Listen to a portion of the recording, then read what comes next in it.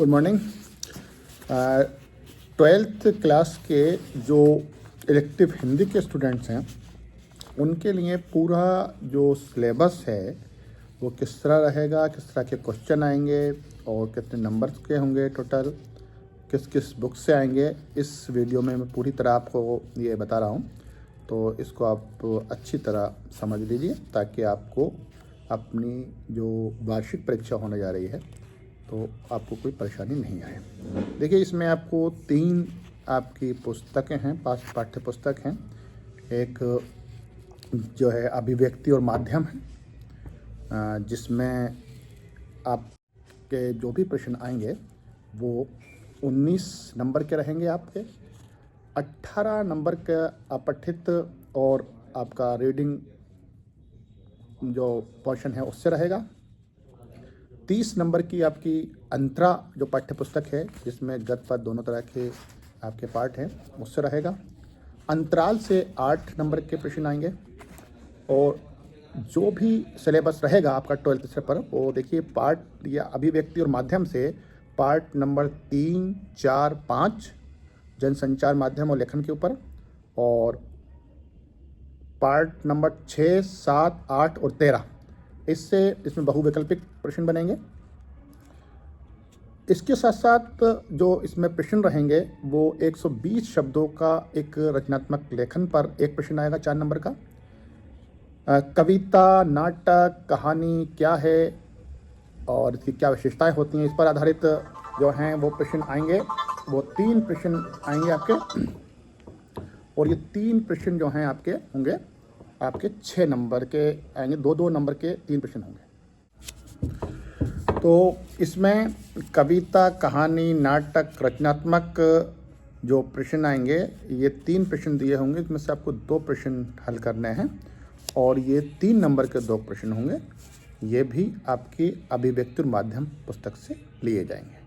तो 4 नंबर का एक हो गया आपका रचनात्मक लेखन वाला प्रश्न, 120 शब्द में जो लिखना है, और 2 प्रश्न हो गए आपके 3-3 नंबर के, यानी 6 नंबर के 2 प्रश्न जो कविता, कहानी, नाटक में से दिया जाएगा। किसे कहते हैं, क्या विशेषताएं हैं, इस तरह का प्रश्न आएगा। और तीसरा समाचार लेखन के ऊपर होगा, जिसमें आपने अभिव्यक्ति और माध्यम में पढ़ा होगा उल्टा पिरामिड शैली क्या होती है, फीचर लेखन क्या होता है, इस तरह के जो प्रश्न हैं ये। और इसके बाद आलेख लेखन कैसे किया जाता है, ये 2 प्रश्न आएंगे 2-2 नंबर के, यानी कि 4 नंबर का ये रहेगा। तो इस तरह 4, 6, 4 और 5 नंबर के जो होंगे बहुविकल्पिक क्वेश्चन आएंगे जनसंचार माध्यम लेखन पर, जो पार्ट नंबर जो हैं 6, 7, 8 और 13 से लिए जाएंगे। और इसमें 5 बहुविकल्पिक प्रश्न होंगे। इस तरह 5, 4, 6, 4 ये टोटल मिलाकर आपके 19 नंबर के अभिव्यक्ति और माध्यम में से आपके एनुअल परीक्षा में आने जा रहे हैं।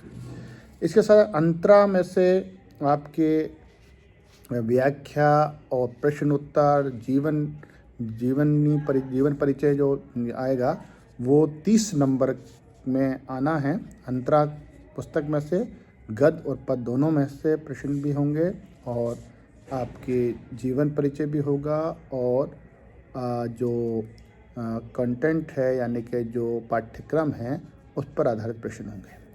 इसके साथ साथ अंतराल से 8 नंबर के सिर्फ प्रश्न ही आएंगे, 2 तरह के प्रश्न होंगे, और ये आएंगे आपके 8 नंबर के टोटल। तो इस तरह फिर आपके बचते हैं अपठित गद्यांश और अपठित पद्यांश।